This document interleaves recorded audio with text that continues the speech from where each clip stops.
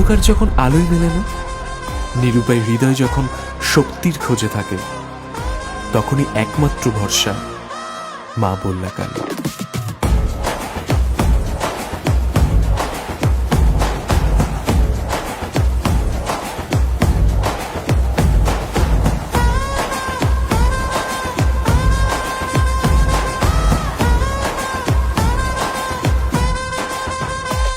তিনি শুধু শক্তির দেবী নয়, তিনি মায়ের মতো আগলে রাখেন, যোগান দেয় সাহস।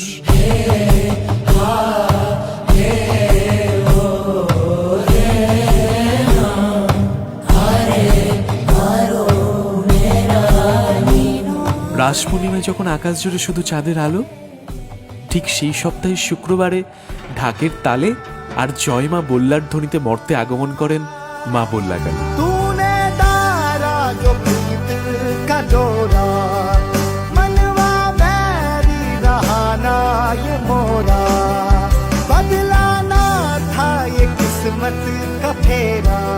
আর আজ সেই মায়ের বিদায়ের দিন। বিদায়ের মধ্যেই আছে আশীর্বাদের অঙ্গীকার, শক্তির প্রতিশ্রুতি।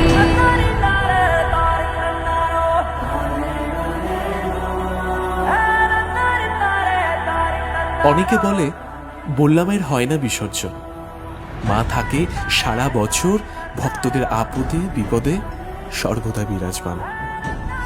পুজোর 4 দিন মায়ের সান্নিধ্যে যেন সারাটা বছর শক্তি হয়ে থাকে।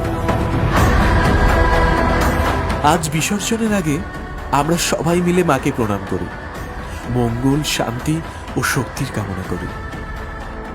শেষ নয়, এই বিদায়ের মধ্যেই হয় নতুন সূচনা। জীবনের যুদ্ধে মায়ের আশীর্বাদই হোক আমাদের অস্ত্র, আমাদের আলো।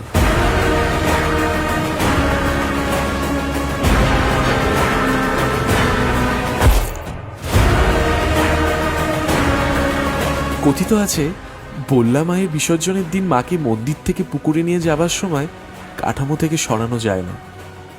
মা নাকি নিজেও যেতে চায় না। ভক্তদের মানতে কয়েক হাজার কালী প্রতিমাগুলোকে প্রথমে পুকুরে বিসর্জন দিয়ে শুরু হয়ে যায় মায়ের মূল মূর্তির বিসর্জন। মন্দির চত্বরে কয়েক হাজার পুলিশের নিরাপত্তায় মাকে ধীরে ধীরে মন্দির থেকে বের করা হয়। চারিদিকে বেজে ওঠে শঙ্খ উলুধ্বনি। ভক্তদের জয় মা বল্লা ধ্বনিতে যেন চারিদিকে এক আলাদা আবেগ তৈরি হয়। কারো চোখের জল তো কারো মুখের হাসিতেই মায়ের রীতি রেওয়াজ মেনে পুকুর পাড়ে নিয়ে যায়। কয়েকশো ঢাক, শঙ্খ, উলুধ্বনির সাথে জলে মিশে যায় মায়ের মূর্তি। কিন্তু দেবীর শক্তি আমাদের হৃদয়ে স্থায়ী থাকবে। অশুভ শক্তির বিনাশ আর শুভের জয়, এই বার্তাই বিসর্জনে।